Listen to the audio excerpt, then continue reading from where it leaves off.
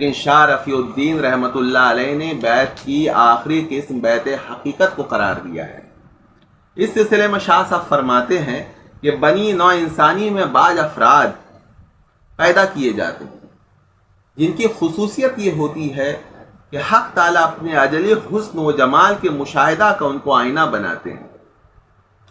اور اپنے مقاصد کے ظہور کا ذریعہ والا ان کو ٹھہرا لیتے ہیں۔ یہ بڑے اونچے لوگ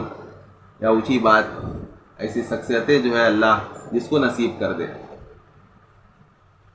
اپنے ساتھ وہ ایک ایسی فطرت لاتے ہیں جس میں روز اول ہی سے حق تعالیٰ ان کی روحوں میں اپنی ذات کی محبت و عشق کا تخم بنا دیتے ہیں۔ اس دنیا میں پیدا ہونے کے بعد کسی نہ کسی وجہ سے خاص موقع پر ایسا ہو جاتا ہے کہ ان کی فطرت میں جو راز چھپا ہوا تھا اندر ہی اندر اس میں شورش اور جوش کی کیفیت پیدا ہوتی ہے، اور جو باتیں ان کے دلوں میں پوشیدہ ہوتی ہیں اچانک باہر نکل کر بکھر جاتی ہیں۔ اس کے بعد اس قسم کے افراد اس بات کے مشتاق ہو جاتے ہیں کہ کائنات کو جو پردہ ان کے اور خدا کے درمیان حائل ہے، اس پر وہ کسی مزاحمت کے بغیر حق تعالیٰ کا دوام حضور ان کو حاصل ہو۔ حضرت حق سبحانہ تعالیٰ کے جمال ازلی کے یہ عاشق ہوتے ہیں، بغیر اس کے ان کو چین نہیں ملتا۔ اپنے وجود کے ساتھ قیام کا خیال ان کے اندر سے نکل جاتا ہے، تہ دل سے چاہتے ہیں کہ خدا ہی کے وجود کے ساتھ ان کی بقا وابستہ ہو جائے۔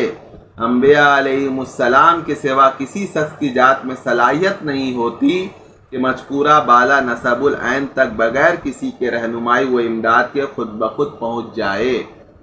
انبیاء علیہ السلام تو وہ پہنچے ہی ہوئے ہیں، وہ تو پیدائشی ہوتے ہیں اور بنے بنائے آتے ہیں، لیکن اولیاء کرام کے بارے میں بھی کہا جا رہا ہے کہ ہر ولی جو ہے اس مقام تک نہیں پہنچ سکتا، اس میں جو ہے کسی کے رہنمائی امداد کی جو ہے ضرورت پڑتی ہے۔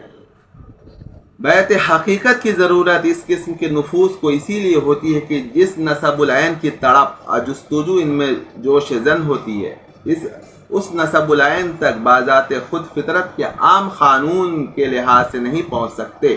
چنانچہ حق تعالیٰ اس راہ کے ارباب کمال میں سے کسی صاحب کمال کو ان لوگوں کی تربیت کے لیے اور ان کو ان کے نسب العین تک پہنچانے کے لیے مقرر فرما دیتے ہیں۔ اب دیکھیے کہ مولانا رومی ایسی شخصیتوں میں ہے کہ ان تک جو ہے دیکھیے کہ وہ ان کے پیر شمس تبریزی جو ہے وہ خود آگے ان کی